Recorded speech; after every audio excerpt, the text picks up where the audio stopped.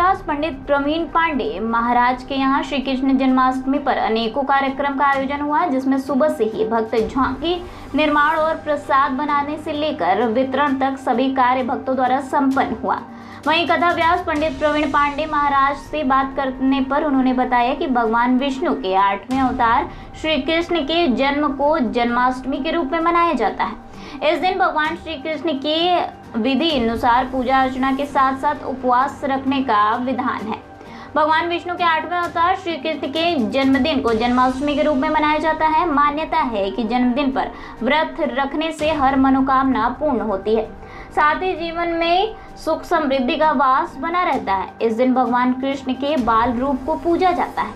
फिर 12 बजे के बाद मध्य रात्रि के समय कृष्ण जन्मोत्सव मनाया जा रहा है। इस दौरान सभी भक्तजन लड्डू गोपाल का विशेष श्रृंगार कर उन्हें भोग लगाते हैं और पूजा अर्चना करते हैं। इस वर्ष कृष्ण जन्मोत्सव का त्यौहार 26 अगस्त 2024 को मनाया गया।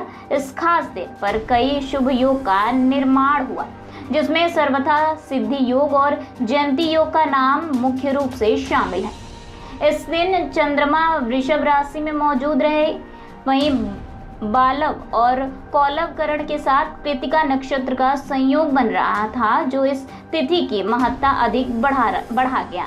ऐसे में कथाव्यास पंडित प्रवीण पांडे महाराज ने सभी कृष्ण भक्तों और रिश्तेदारों को कृष्ण जन्मोत्सव की शुभकामनाएं दी।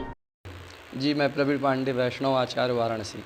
जी, आज कृष्ण जन्मोत्सव है। कहते हैं कि हमारे सनातन में सतयुग के बाद जो है हम लोगों के जीवन का एक सार मिला है, कृष्ण नाम, जो हम लोगों के जीवन की जो नैया है, लगता है कि वही पार कर सकते हैं और कोई पार नहीं कर सकता है। तो बहुत बड़ा सौभाग्य का समय मिला है कलयुग में कि कृष्ण जन्म उत्सव मनाने का, क्योंकि हर घर घर मनता है। सतयुग में ऐसा नहीं था, हर लोग साथ रहते थे लेकिन भगवान का जो है उत्सव नहीं मना पाते थे। और हम लोगों का बहुत बड़ा सौभाग्य है कि भगवान कृष्ण का जन्म उत्सव मना रहे हैं।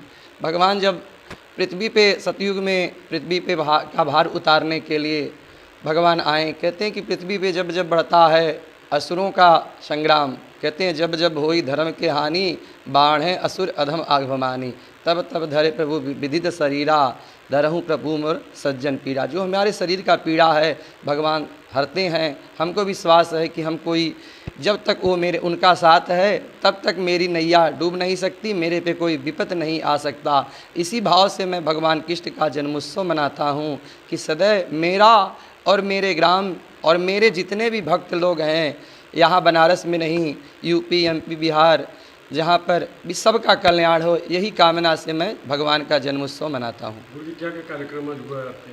जी, कार्यक्रम में जैसे कहते हैं कि सर्वप्रथम तो भगवान कहते हैं कि भगवान को आने के लिए भगवान का भजन करना पड़ता है। तो हम लोगों ने मिलकर, हमारे संगीत ग्रुप से सभी लोग जुड़कर, एक छोटी बच्ची बहुत अच्छी भजन गाई, हरे राम हरे कृष्णा का भजन कीर्तन की जो है, और कन्हैया का भजन, एक सुंदर भजन की प्रस्तुति की। और अन्य लोग आए हुए सभी भक्तगण लोग जो है उस उल्लास के साथ मनाएं। और सभी लोग इतना उत्साहित से भगवान के जन्म का कि जन्म होते ही समय 12 बजे होते हुए नाचने लगें।